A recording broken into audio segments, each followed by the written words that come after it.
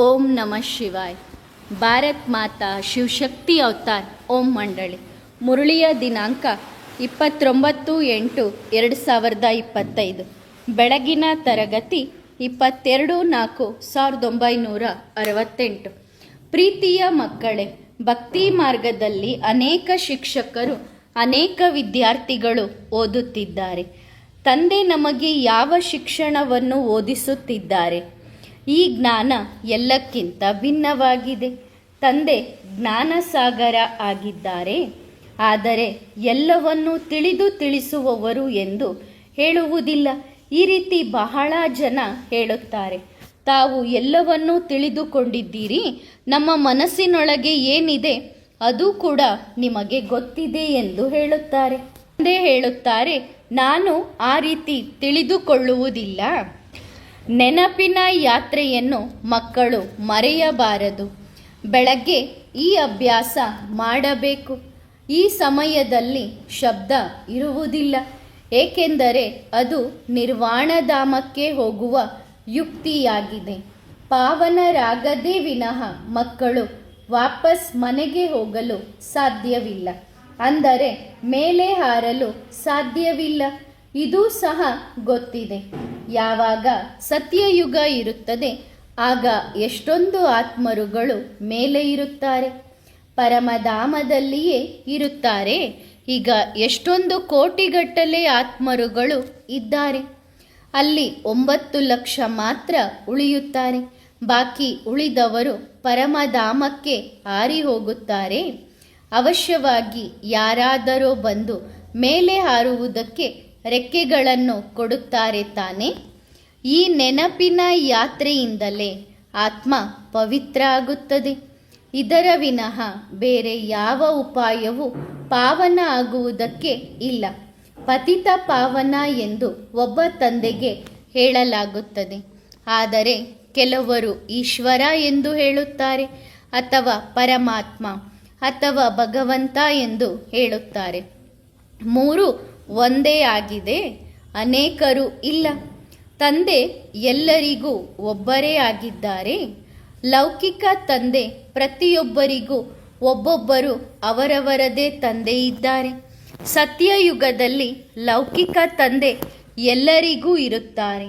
ಪಾರಲೌಕಿಕ ತಂದೆ ಎಲ್ಲರಿಗೂ ಒಬ್ಬರೇ ಆಗಿದ್ದಾರೆ.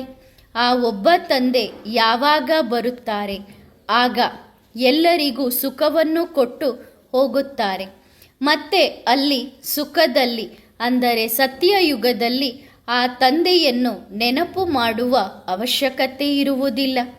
ಆದ್ದರಿಂದ ಗಾಯನವೂ ಸಹ ಇದೆ. ದುಃಖದಲ್ಲಿ ಎಲ್ಲರೂ ಭಗವಂತನನ್ನು ನೆನಪು ಮಾಡುತ್ತಾರೆ. ಸುಖದಲ್ಲಿ ಯಾರೂ ಕೂಡ ಭಗವಂತನನ್ನು ನೆನಪು ಮಾಡುವುದಿಲ್ಲ. ಅಲ್ಲಿ ದುಃಖ ಇರುವುದಿಲ್ಲ, ಅದು ಸಹ ಮುಗಿದಿದೆ. ಈಗ ತಂದೆ ಭೂತ, ಭವಿಷ್ಯ, ವರ್ತಮಾನದ ರಹಸ್ಯವನ್ನು ತಿಳಿಸುತ್ತಿದ್ದಾರೆ. ವೃಕ್ಷದ ಭೂತ, ಭವಿಷ್ಯ, ವರ್ತಮಾನದ ಬಗ್ಗೆ ತಿಳಿದುಕೊಳ್ಳುವುದು ಬಹಳ ಸಹಜ ಇದೆ.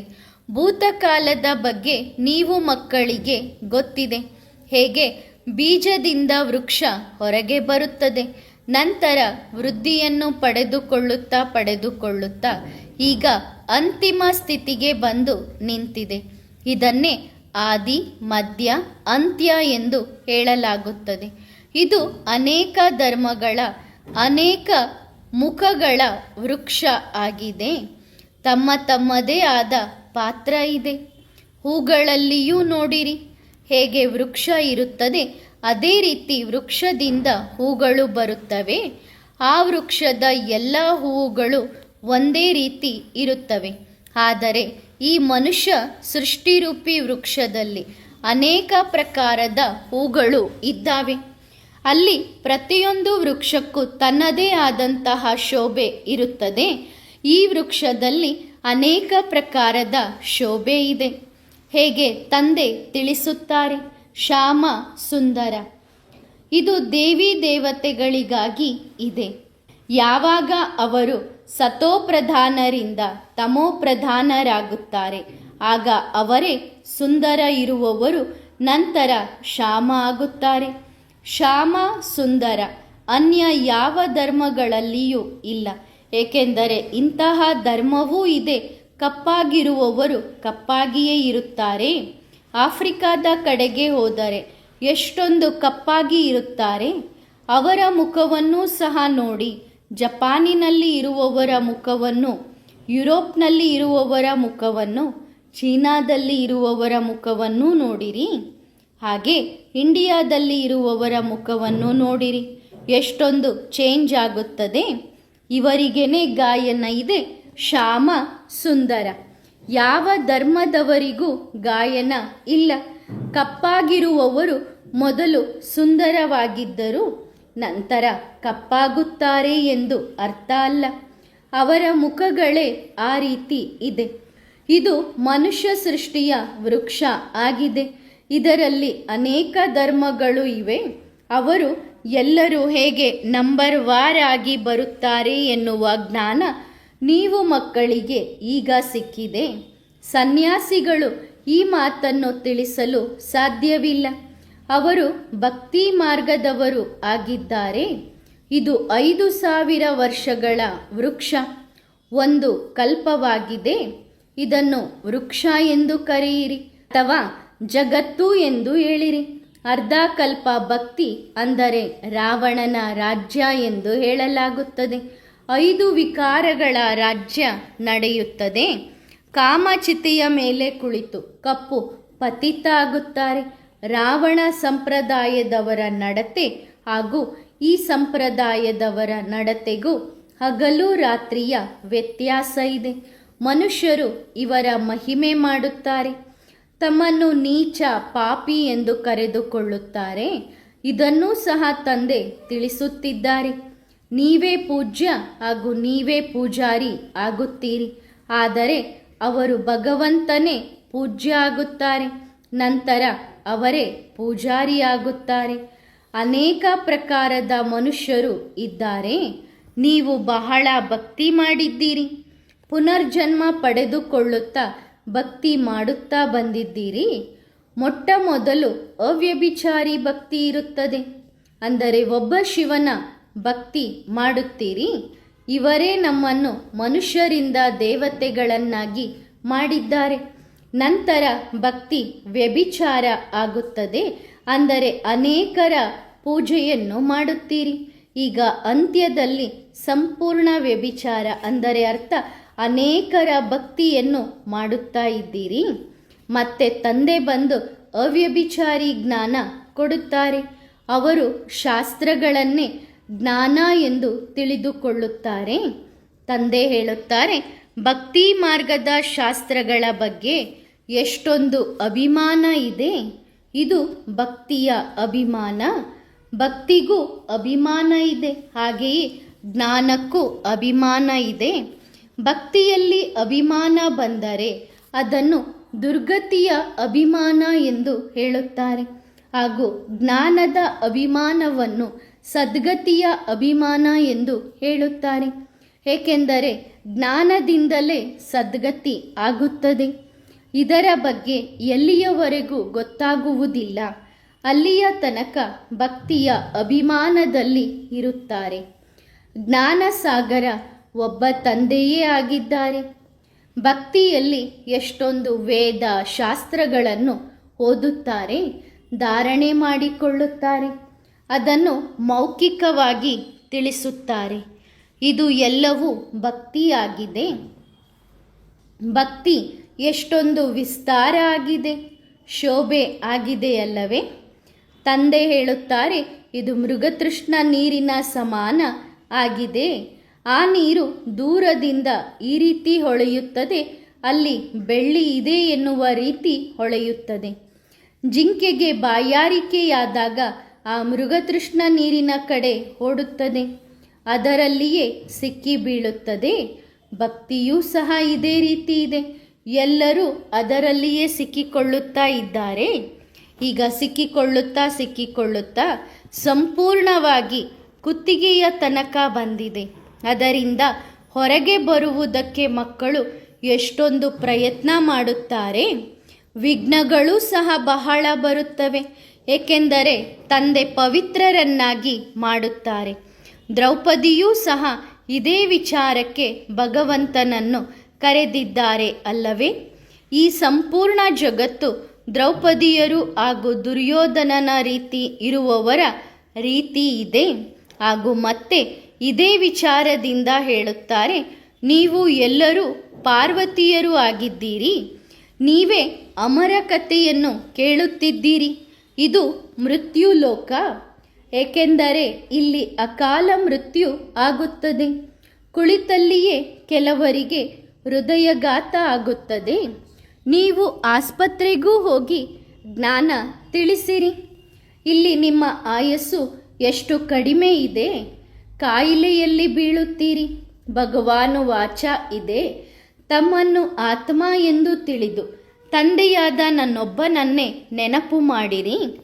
ಅನ್ಯ ಎಲ್ಲ ಸಂಬಂಧಗಳನ್ನು ಬುದ್ಧಿಯಿಂದ ತೆಗೆದುಹಾಕಿರಿ. ಆಗ ನಿಮ್ಮ ವಿಕರ್ಮ ವಿನಾಶ ಆಗುತ್ತದೆ. ಮತ್ತೆ ಎಂದೂ ಕಾಯಿಲೆ ಬರುವುದಿಲ್ಲ, ಕಾಲ ಬಂದು ತಿನ್ನುವುದಿಲ್ಲ. ಆಯಸ್ಸು ದೀರ್ಘವಾಗಿರುತ್ತದೆ. ಈ ದೇವತೆಗಳ ಆಯಸ್ಸು ದೀರ್ಘ ಆಗಿತ್ತು ಅಲ್ಲವೇ? ಆದರೆ ಆ ದೀರ್ಘ ಆಯಸ್ಸು ಇರುವಂಥವರು ಈಗ ಎಲ್ಲಿಗೆ ಹೋದರು?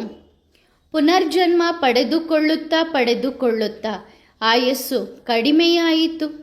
ಇದು ಸುಖ ಹಾಗೂ ದುಃಖದ ಆಟ ಆಗಿದೆ.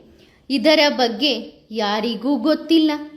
ರಚಯಿತ ತಂದೆಯ ಬಗ್ಗೆ ತಿಳಿದುಕೊಳ್ಳುವುದರಿಂದ ರಚನೆಯ ಬಗ್ಗೆಯೂ ತಿಳಿದುಕೊಳ್ಳುತ್ತೇವೆ. ಎಲ್ಲರೂ ಭಕ್ತಿಯ ಸಂದಿಗ್ಧತೆಯಲ್ಲಿ ಸಿಲುಕಿಕೊಂಡಿದ್ದಾರೆ. ಭಕ್ತಿ ಎನ್ನುವುದು ಒಂದು ಅಸ್ತಮಾನ ಆಗುವಂತಹದ್ದು ಆಗಿದೆ. ಜ್ಞಾನದಲ್ಲಿ ವಾದ್ಯ, ತಾಳ, ಮೇಳ, ಜಾತ್ರೆ, ಅಲ್ಲಿ ಕುಂಭಮೇಳದಲ್ಲಿ ಎಷ್ಟೊಂದು ಜನರು ಒಟ್ಟಾಗಿ ಸೇರಿ ಸ್ನಾನ ಮಾಡುತ್ತಾರೆ. ಸ್ನಾನ ಮಾಡುವುದರಿಂದ ಏನೂ ಆಗುವುದಿಲ್ಲ. ಪ್ರತಿನಿತ್ಯ ನೀವು ಸ್ನಾನ ಮಾಡುತ್ತೀರಿ. ನೀರು ಪ್ರತಿ ಸ್ಥಳದಲ್ಲಿಯೂ ಸಾಗರದಿಂದಲೇ ಹುಟ್ಟುತ್ತದೆ. ಎಲ್ಲಕ್ಕಿಂತ ಒಳ್ಳೆಯ ಪವಿತ್ರ ನೀರು ಎಂದರೆ ಬಾವಿಯ ನೀರು ಆಗಿರುತ್ತದೆ. ಅದರಲ್ಲಿ ಯಾವ ಕೊಳಕು ಕಸ ಬಿದ್ದಿರುವುದಿಲ್ಲ. ನದಿಯಲ್ಲಿ ಎಷ್ಟೊಂದು ಕೊಳಕು ಬಂದು ಸೇರುತ್ತದೆ. ಬಾವಿಯ ನೀರಿನಿಂದಲೇ ಸ್ನಾನ ಮಾಡಬೇಕು ತಾನೆ. ಮೊದಲು ಇಂತಹ ಪದ್ಧತಿ ಇತ್ತು. ನಂತರ ನದಿಯ ನೀರಿನಲ್ಲಿ ಸ್ನಾನ ಮಾಡುವ ಪದ್ಧತಿ ಬಂದಿತು. ಭಕ್ತಿ ಮಾರ್ಗದಲ್ಲಿ ಸ್ವಚ್ಛತೆಯನ್ನು ಇಷ್ಟಪಡುವುದಿಲ್ಲ. ಈಗ ಭಗವಂತನನ್ನು ಕರೆಯುತ್ತಾರೆ. ಭಗವಂತ, ನೀನು ಬಂದು ಸ್ವಚ್ಛ ಮಾಡು, ಅಂದರೆ ನೀನು ಬಂದು ಪತಿತರನ್ನು ಪಾವನ ಮಾಡು ಬಾ ಭಗವಂತ ಎಂದು ಕರೆಯುತ್ತಾರೆ. ನಾನಕರು ಸಹ ಭಗವಂತರ ಮಹಿಮೆಯನ್ನು ಗಾಯನ ಮಾಡಿದ್ದರು. ಹೊಲಸಾದ ಬಟ್ಟೆಯನ್ನು ಭಗವಂತ ತೊಳೆಯುತ್ತಾನೆ ಎಂದು ಗುರುನಾನಕರು ಗಾಯನ ಮಾಡಿದ್ದಾರೆ. ತಂದೆಯೇ ಬಂದು ಹೊಲಸಾದ ಬಟ್ಟೆಯನ್ನು ಸ್ವಚ್ಛ ಮಾಡುತ್ತಾರೆ, ಅಂದರೆ ಆತ್ಮವನ್ನು ಸ್ವಚ್ಛ ಮಾಡುತ್ತಾರೆ. ಅವರು ಆತ್ಮವನ್ನು ನಿರ್ಲೇಪ ಎಂದು ತಿಳಿದುಕೊಂಡಿದ್ದಾರೆ. ತಂದೆ ಹೇಳುತ್ತಾರೆ, ಅದು ಭಕ್ತಿ ಮಾರ್ಗ. ಜ್ಞಾನ ಇಲ್ಲ, ಘೋರವಾದ ಕತ್ತಲು ಇದೆ. ಇದನ್ನು ಅಸುರಿ ರಾಜ್ಯ ಎಂದು ಹೇಳಲಾಗುತ್ತದೆ. ಸತ್ಯಯುಗ ಈಶ್ವರಿಯ ರಾಜ್ಯ. ಇದು ರಾವಣನ ರಾಜ್ಯ, ಏಕೆಂದರೆ ಸೃಷ್ಟಿಯ ಇಳಿಯುವ ಕಲೆಯಾಗಿದೆ. ಗಾಯನವೂ ಸಹ ಇದೆ. ನೀವು ಏರುವ ಕಲೆಗೆ ಹೋದರೆ ಸರ್ವರ ಕಲ್ಯಾಣವಾಗುತ್ತದೆ, ಸರ್ವರ ಸದ್ಗತಿ ಆಗುತ್ತದೆ. ಏ ತಂದೆ, ನಿನ್ನ ಮೂಲಕ ಸರ್ವರ ಕಲ್ಯಾಣವಾಗುತ್ತದೆ. ಸತ್ಯಯುಗದಲ್ಲಿ ಎಲ್ಲರ ಕಲ್ಯಾಣವೇ ಆಗಿರುತ್ತದೆ. ಅಲ್ಲಿ ಶಾಂತಿ ಇರುತ್ತದೆ ಹಾಗೂ ಒಂದೇ ರಾಜ್ಯ ಇರುತ್ತದೆ. ಉಳಿದವರು ಎಲ್ಲರೂ ಶಾಂತಿಧಾಮದಲ್ಲಿ ಇರುತ್ತಾರೆ. ಈಗ ಅವರು ವಿಶ್ವದಲ್ಲಿ ಶಾಂತಿಯನ್ನು ಸ್ಥಾಪನೆ ಮಾಡಬೇಕು. ವಿಶ್ವದಲ್ಲಿ ಶಾಂತಿ ಇರಲಿ ಎಂದು ಎಷ್ಟೊಂದು ತಲೆ ಕೆಡಿಸಿಕೊಳ್ಳುತ್ತಾರೆ. ಅವರಿಗೆ ಹೋಗಿ ಕೇಳಿರಿ, ಇದಕ್ಕಿಂತ ಮೊದಲು ವಿಶ್ವದಲ್ಲಿ ಯಾವಾಗ ಶಾಂತಿ ಇತ್ತು? ನೀವು ಬೇಡುತ್ತಿರುವಂತಹ ಶಾಂತಿ ಯಾವಾಗ ಇತ್ತು? ನೀವು ಯಾವಾಗ ಸ್ವಲ್ಪ ಜ್ಞಾನವನ್ನು ತಿಳಿಸುತ್ತೀರಿ? ಆಗ ಅವರು ಹೇಳುತ್ತಾರೆ, ಇನ್ನು 40,000 ವರ್ಷಗಳು ಇದೆ. ನಂತರ ಸತ್ಯಯುಗ ಬರುತ್ತದೆ. ಮನುಷ್ಯರು ಘೋರವಾದ ಕತ್ತಲಿನಲ್ಲಿ ಇದ್ದಾರೆ. ಎಲ್ಲಿ ಇಡೀ ಕಲ್ಪದ ಆಯಸ್ಸು 5,000 ವರ್ಷಗಳು, ಎಲ್ಲಿ ಕೇವಲ ಕಲಿಯುಗದ ಆಯುಷು 40,000 ವರ್ಷಗಳು ಎಂದು ಹೇಳುವುದು. ಅನೇಕ ಮತಗಳು, ಅನೇಕ ಮಾತುಗಳು ಇವೆ. ತಂದೆ ಬಂದು ಸತ್ಯ ಮಾತನ್ನು ತಿಳಿಸುತ್ತಿದ್ದಾರೆ. 84 ಜನ್ಮಗಳು ಇದೆ. ಲಕ್ಷಾಂತರ ವರ್ಷಗಳಲ್ಲಿ ಮನುಷ್ಯ ಪ್ರಾಣಿಗಳೂ ಆಗಬಹುದು ಎಂದು ಹೇಳುತ್ತಾರೆ. ಆದರೆ ಈ ರೀತಿಯ ನಿಯಮ ಇಲ್ಲ. 84 ಜನ್ಮಗಳನ್ನು ಮನುಷ್ಯರಾಗಿಯೇ ಪಡೆದುಕೊಳ್ಳುತ್ತಾರೆ. ಅದಕ್ಕೆ ಲೆಕ್ಕವನ್ನು ತಿಳಿಸಿರಿ. ಈ ಜ್ಞಾನವನ್ನು ನೀವು ಮಕ್ಕಳು ಧಾರಣೆ ಮಾಡಿಕೊಳ್ಳಬೇಕು. ಮೊದಲಿನ ಋಷಿಮುನಿಗಳು ಪರಮಾತ್ಮನ ಬಗ್ಗೆ ಗೊತ್ತಿಲ್ಲ ಎಂದು ಹೇಳುತ್ತಿದ್ದರು. ನಾಸ್ತಿಕರಾಗಿದ್ದಾರಲ್ಲವೇ? ಅವಶ್ಯವಾಗಿ ಮತ್ತೆ ಯಾರಾದರೂ ಆಸ್ತಿಕರು ಇರಬೇಕು ತಾನೆ? ದೇವತೆಗಳು ಆಸ್ತಿಕರಾಗಿದ್ದರು. ರಾವಣನ ರಾಜ್ಯದಲ್ಲಿ ನಾಸ್ತಿಕರು ಇದ್ದಾರೆ. ಜ್ಞಾನದಿಂದ ನೀವು ಆಸ್ತಿಕರಾಗುತ್ತೀರಿ. ನಂತರ 21 ಜನ್ಮಗಳ ಆಸ್ತಿ ಸಿಗುತ್ತದೆ. ಮತ್ತೆ ಜ್ಞಾನದ ಅವಶ್ಯಕತೆ ಇರುವುದಿಲ್ಲ. ಈಗ ಪುರುಷೋತ್ತಮ ಸಂಗಮ ಯುಗ ಆಗಿದೆ. ಇಲ್ಲಿ ನಾವು ಉತ್ತಮರಿಗಿಂತಲೂ ಉತ್ತಮ ಪುರುಷರು, ಸ್ವರ್ಗದ ಮಾಲೀಕರು ಆಗುತ್ತೇವೆ. ಎಷ್ಟು ನೀವು ಓದುತ್ತೀರಿ ಅಷ್ಟೇ ಶ್ರೇಷ್ಠರಾಗುತ್ತೇವೆ. ಚೆನ್ನಾಗಿ ಓದಿ ಬರೆದರೆ ವಿಶ್ವದ ಮಾಲೀಕರು ಆಗುತ್ತೇವೆ. ಇಲ್ಲ ಅಂದರೆ ಕಡಿಮೆ ಪದವಿಯನ್ನು ಪಡೆದುಕೊಳ್ಳುತ್ತೇವೆ. ಅಲ್ಲಿ ಸ್ವಚ್ಛತೆ ಇತ್ಯಾದಿ ಕಾರ್ಯಗಳನ್ನು ಮಾಡುವವರು ಇರುತ್ತಾರೆ ತಾನೇ. ಆದರೆ ಅದು ಸುಖದ ರಾಜಧಾನಿಯಾಗಿದೆ. ಇಲ್ಲಿ ದುಃಖ ಇದೆ. ಆಸ್ತಿಕರು ಆದಾಗ ಸುಖದಲ್ಲಿ ರಾಜ್ಯಭಾರ ಮಾಡುತ್ತೇವೆ. ನಂತರ ರಾವಣ ಬರುವುದರಿಂದ ನಾಸ್ತಿಕರು ಆಗುತ್ತೇವೆ. ನಂತರ ದುಃಖ ಆಗುತ್ತದೆ. ಭಾರತ ಎಷ್ಟೊಂದು ನಿರ್ವಿಕಾರಿಯಾಗಿತ್ತು. ಅಪಾರವಾದ ಸಂಪತ್ತು ಇತ್ತು. ಸೋಮನಾಥನ ಮಂದಿರ ಎಷ್ಟೊಂದು ವಿಜೃಂಭಣೆಯಿಂದ ಕಟ್ಟಿಸಲಾಗಿತ್ತು. ಮಂದಿರವನ್ನು ಕಟ್ಟಿಸುವುದಕ್ಕೋಸ್ಕರ ಎಷ್ಟೊಂದು ಹಣವನ್ನು ತೊಡಗಿಸಿದ್ದರು. ಅಂದ ಮೇಲೆ ಅದನ್ನು ಕಟ್ಟಿಸಿದವರ ಹತ್ತಿರ ಎಷ್ಟು ಸಂಪತ್ತು ಇರಬಹುದು? ಅಂದ ಮೇಲೆ ಅಷ್ಟು ಹಣ ಎಲ್ಲಿಂದ ಸಿಕ್ಕಿತ್ತು? ಶಾಸ್ತ್ರಗಳಲ್ಲಿ ಸಮುದ್ರ ರಾಜ ರತ್ನಗಳ ತಟ್ಟೆಯನ್ನು ತುಂಬಿಕೊಟ್ಟ ಎಂದು ಹೇಳಿದ್ದಾರೆ. ಈಗ ತಂದೆ ನಿಮ್ಮ ಜೋಳಿಗೆ ತುಂಬಿಸುತ್ತಿದ್ದಾರೆ. ಅವರು ಶಂಕರನ ಮುಂದೆ ಹೋಗಿ ನಮ್ಮ ಜೋಳಿಗೆಯನ್ನು ತುಂಬಿಸು ಎಂದು ಕೇಳಿಕೊಳ್ಳುತ್ತಾರೆ. ಅವರು ತಂದೆಯ ಬಗ್ಗೆ ತಿಳಿದುಕೊಂಡಿಲ್ಲ. ಈಗ ನಾವು ಮಕ್ಕಳಿಗೆ ಗೊತ್ತಿದೆ, ತಂದೆ ನಮ್ಮ ಜೋಳಿಗೆಯನ್ನು ತುಂಬಿಸುತ್ತಿದ್ದಾರೆ. ಯಾರಿಗೆ ಬೇಕೋ ಅವರು ತುಂಬಿಸಿಕೊಳ್ಳಬಹುದು. ಎಷ್ಟು ಚೆನ್ನಾಗಿ ಓದುತ್ತೀರಿ ಅಷ್ಟೇ ಚೆನ್ನಾಗಿ ಸ್ಕಾಲರ್ಶಿಪ್ ಸಿಗುತ್ತದೆ. ನೀವು ಬೇಕಾದರೆ ಡಬಲ್ ಕಿರೀಟಧಾರಿಗಳು ಆಗಬಹುದು. ಇಲ್ಲ ಎಂದರೆ ಅಲ್ಲಿ ಹೋಗಿ ಚಾಂಡಾಲರು ಆಗಬಹುದು. ಬಹಳ ಮಕ್ಕಳು ತಂದೆಗೆ ಡೈವೋರ್ಸ್ ಕೊಡುತ್ತಾರೆ. ಡೈವೋರ್ಸ್ ಮಕ್ಕಳೇ ಕೊಡುತ್ತಾರೆ. ಪತಿಗೆ ಪತ್ನಿಯೇ ಡೈವೋರ್ಸ್ ಕೊಡುತ್ತಾರೆ. ಇದು ಸಹ ನಾಟಕದಲ್ಲಿ ನಿಗದಿಯಾಗಿದೆ. ತಂದೆ ಹೇಳುತ್ತಾರೆ, ನನಗೆ ಯಾವ ಚಿಂತೆಯೂ ಇಲ್ಲ. ನಾನು ಚಿಂತೆಯಿಂದ ಮುಕ್ತನಾಗಿದ್ದೇನೆ. ನಿಮ್ಮನ್ನೂ ಸಹ ಮುಕ್ತರನ್ನಾಗಿ ಮಾಡುತ್ತಿದ್ದೇನೆ.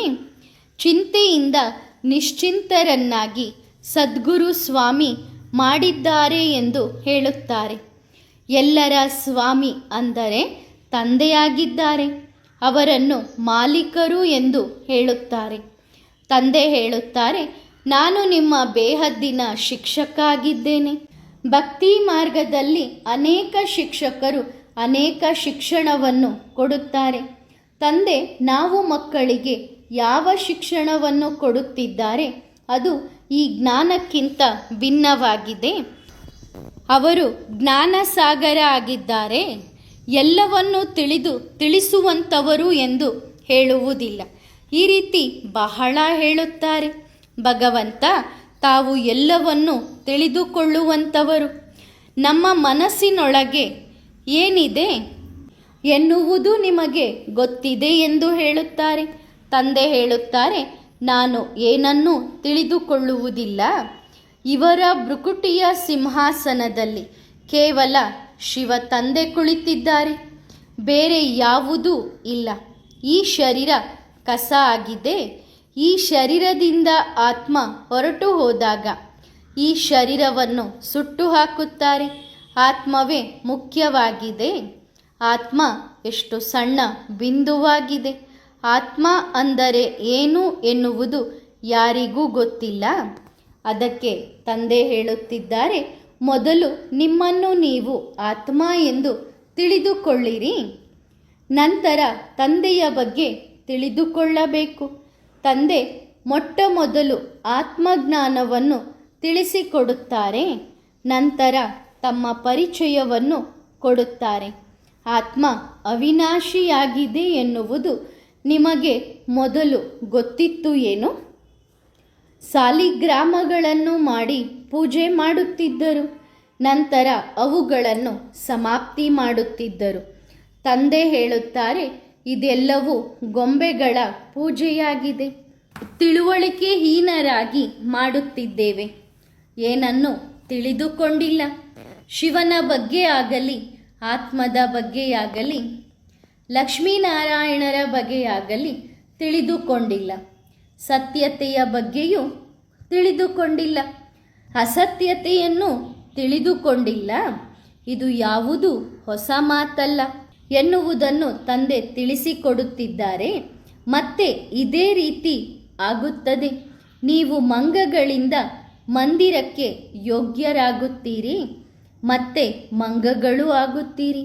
ಸತ್ಯಯುಗದಲ್ಲಿ ಯಾರಿಗಾದರೂ ನಾವು ಮತ್ತೆ ಮಂಗಗಳಾಗುತ್ತೇವೆ ಎನ್ನುವುದು ಗೊತ್ತಿರುತ್ತದೆಯೇನು? ಇದು ಕೇವಲ ಸಂಗಮ ಯುಗದಲ್ಲಿಯೇ ಗೊತ್ತಾಗುತ್ತದೆ. ನೀವು ಮಕ್ಕಳಲ್ಲಿಯೂ ಸಹ ನಂಬರ್ ವಾರಿದ್ದಾರೆ. ಯಾರು ಚೆನ್ನಾಗಿ ತಿಳಿದುಕೊಳ್ಳುತ್ತಾರೆ ಅವರು ಅನೇಕರಿಗೆ ಧಾರಣೆ ಮಾಡಿಸುತ್ತಾರೆ, ಅಂದರೆ ಕಲ್ಯಾಣಕಾರಿಯಾಗಿದ್ದಾರೆ. ಮಕ್ಕಳು ಸಹ ಕಲ್ಯಾಣಕಾರಿ ಆಗಿರುತ್ತಾರೆ. ಕೆಲವರು ಅನೇಕರನ್ನು ವಿಕಾರದ ಕೆಸರಿನಿಂದ ಹೊರಗೆ ತೆಗೆಯುತ್ತಾ ಸ್ವತಃ ತಾವು ಕೆಸರಿನಲ್ಲಿ ಸಿಕ್ಕಿಕೊಳ್ಳುತ್ತಾರೆ, ಅಪವಿತ್ರರು ಆಗುತ್ತಾರೆ. ಆಗ ಸಂಪಾದನೆ ಎಲ್ಲ ಹಾಳಾಗುತ್ತದೆ. ಕಾಮದ ನಶೆ ಏರಿದಾಗ ಮಾಡಿಕೊಂಡಂತಹ ಸಂಪಾದನೆ ನಷ್ಟವಾಗುತ್ತದೆ. ಆದ್ದರಿಂದ ತಂದೆ ಹೇಳುತ್ತಾರೆ, ಮಕ್ಕಳೇ ಎಚ್ಚರಿಕೆಯಿಂದ ಇರಬೇಕು. ಕಾಮದ ಚಿತೆಯ ಮೇಲೆ ಕುಳಿತುಕೊಳ್ಳಬಾರದು. ಕಾಮದ ಚಿತೆಯ ಮೇಲೆ ಕುಳಿತುಕೊಳ್ಳುವುದರಿಂದಲೇ ನೀವು ಕಪ್ಪಾಗುತ್ತೀರಿ. ನಾವೇ ಸುಂದರ ಆಗಿದ್ದವರು ನಂತರ ನಾವೇ ಕಪ್ಪಾಗುತ್ತೇವೆ ಎಂದು ನೀವೇ ಹೇಳುತ್ತೀರಿ. ನಾವೇ ದೇವತೆಗಳಾಗಿದ್ದವರು ನಂತರ ಕೆಳಗೆ ಇಳಿಯುತ್ತಾ ಬರುತ್ತೇವೆ. ಇಲ್ಲ ಅಂದರೆ 84 ಜನ್ಮಗಳನ್ನು ಯಾರು ಪಡೆದುಕೊಳ್ಳುತ್ತಾರೆ? ಈ ಲೆಕ್ಕವನ್ನು ತಂದೆಯೇ ತಿಳಿಸುತ್ತಾರೆ. ಆದರೆ ಅಲ್ಲಿ ಭಕ್ತಿ ಮಾರ್ಗದ ಶಾಸ್ತ್ರಗಳು ಹಾಗೂ ಅನೇಕ ಗುರುಗಳು ಇದ್ದಾರೆ. ಜ್ಞಾನ ಮಾರ್ಗಕ್ಕೋಸ್ಕರ ಜ್ಞಾನಸಾಗರ ಒಬ್ಬ ತಂದೆಯಾಗಿದ್ದಾರೆ. ಅನೇಕ ಗುರುಗಳು ಅಲ್ಲಿ ಇದ್ದಾರೆ. ಸ್ತ್ರೀಗೆ ನಿನ್ನ ಪತಿಯೇ ನಿನಗೆ ಗುರು ಈಶ್ವರ ಎಂದು ಹೇಳುತ್ತಾರೆ. ಅವರ ಆಜ್ಞೆಯಂತೆ ನಡೆಯಬೇಕು ಎಂದು ಹೇಳುತ್ತಾರೆ. ಅವರ ಮೊದಲ ಆಜ್ಞೆ ಕಾಮಕಟಾರಿಯ ಆಜ್ಞೆಯಾಗಿದೆ. ಪವಿತ್ರರಾಗುವುದಕ್ಕೆ ಮಕ್ಕಳು ಪ್ರಯತ್ನ ಮಾಡಲೇಬೇಕು ಎನ್ನುವುದು ಮಕ್ಕಳಿಗೆ ಗೊತ್ತಿದೆ. ಅರ್ಧ ಕಲ್ಪ ವಿಷಸಾಗರದಲ್ಲಿ ಇದ್ದವರು ಈಗ ಆ ವಿಷಸಾಗರದಿಂದ ಹೊರಗೆ ಬರುವುದು, ಅಂದರೆ ವಿಕಾರಗಳ ಸಾಗರದಿಂದ ಹೊರಗೆ ಬರುವುದು ಚಿಕ್ಕಮ್ಮನ ಮನೆಯಷ್ಟು ಸುಲಭ ಅಲ್ಲ. ನೀವು ಸ್ವಲ್ಪ ಜ್ಞಾನ ಕೊಟ್ಟರೂ ಸಹ ಅದರ ವಿನಾಶ ಆಗುವುದಿಲ್ಲ. ಪ್ರಜೆಗಳಾಗುತ್ತಾರೆ. ಸತ್ಯನಾರಾಯಣ ಆಗುವ ಕತೆ ಆಗಿದೆ. ಪ್ರಜೆಗಳು ರೆಡಿಯಾಗುತ್ತಾರೆ. ಜ್ಞಾನ ತಿಳಿದುಕೊಂಡು ಹೋದರೂ ಮತ್ತೆ ಬಂದು ತಿಳಿದುಕೊಳ್ಳುತ್ತಾರೆ. ಮುಂದೆ ಹೋದಂತೆ ಮನುಷ್ಯರಿಗೂ ಬಹಳ ವೈರಾಗ್ಯ ಬರುತ್ತದೆ. ಹೇಗೆ ಸ್ಮಶಾನದಲ್ಲಿ ಮನುಷ್ಯರಿಗೆ ವೈರಾಗ್ಯ ಬರುತ್ತದೆ ಅಲ್ಲವೇ? ಸ್ಮಶಾನದಿಂದ ಹೊರಗೆ ಬಂದಾಗ ಆ ವೈರಾಗ್ಯ ಸಮಾಪ್ತಿಯಾಗುತ್ತದೆ. ನೀವು ಯಾವಾಗ ಅನ್ಯರಿಗೆ ಜ್ಞಾನ ತಿಳಿಸುತ್ತೀರಿ ಆಗ ಬಹಳ ಚೆನ್ನಾಗಿದೆ, ಬಹಳ ಚೆನ್ನಾಗಿದೆ ಎಂದು ಹೇಳುತ್ತಾರೆ. ಅಲ್ಲಿಂದ ಹೊರಗೆ ಹೋದರೆ ಅದು ಸಮಾಪ್ತಿಯಾಗುತ್ತದೆ. ಬುದ್ಧಿಯಿಂದ ಜ್ಞಾನ ಮಾಯವಾಗುತ್ತದೆ.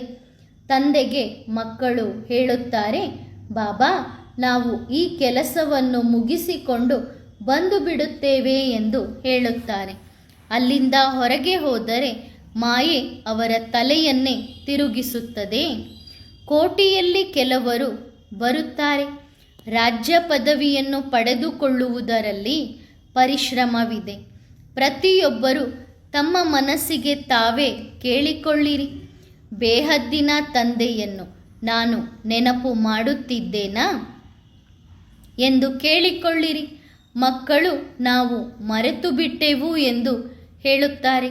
ಅರೆ, ಬೇಹದ್ದಿನ ತಂದೆಯನ್ನು ಮರೆಯುತ್ತೀರಾ? ಲೌಕಿಕ ತಂದೆಯನ್ನು ಎಂದಾದರೂ ಮರೆಯುತ್ತೀರಾ? ಒಳ್ಳೆಯದು. ಮಕ್ಕಳಿಗೆ ಗುಡ್ ಮಾರ್ನಿಂಗ್ ಹಾಗೂ ನಮಸ್ತೆ. ವರದಾನ: ಲಾಸ್ಟ್ ಸೋ ಫಾಸ್ಟ್ ಪುರುಷಾರ್ಥಿ ಆಗಿರಿ. ಬಾಪ್ ದಾದಾರವರಿಗೆ ಮಕ್ಕಳ ತೀವ್ರ ಪುರುಷಾರ್ಥದ ಲಗನ್ನನ್ನು ನೋಡಿ ಖುಷಿಯಾಗುತ್ತದೆ. ಫಾಸ್ಟ್ ಪುರುಷಾರ್ಥ ಮಾಡುವಂಥವರ ಮುಖ ಬುದ್ಧಿಯು ತಂದೆಯ ಸಮಾನ ಸದಾ ಆತ್ಮಿಕ ದೃಷ್ಟಿ ಬರುತ್ತದೆ. ಅವರ ಪ್ರತಿಯೊಂದು ದೃಷ್ಟಿಯಲ್ಲಿ ಪ್ರತಿಯೊಂದು ಆತ್ಮನನ್ನು ದೃಷ್ಟಿಯಿಂದ ಸಂತುಷ್ಟ ಮಾಡುವ ಆತ್ಮೀಯತೆಯು ಕಾಣಿಸುತ್ತದೆ. ಇಂತಹ ಸ್ಥಿತಿಯನ್ನು ಪ್ರಾಪ್ತಿ ಮಾಡಿಕೊಳ್ಳುವುದಕ್ಕೋಸ್ಕರ ಸದಾ ಸ್ವಯಂವನ್ನು ಅಕಾಲ ಮೂರ್ತಿ ಹಾಗೂ ತ್ರಿಕಾಲದರ್ಶಿ ಎಂದು ತಿಳಿದುಕೊಳ್ಳಿರಿ. ಇದರಿಂದ ಸಮರ್ಥ ಸ್ವರೂಪರು ಆಗುತ್ತೇವೆ. ಒಳ್ಳೆಯದು. ಓಂ ನಮಃ ಶಿವಾಯ.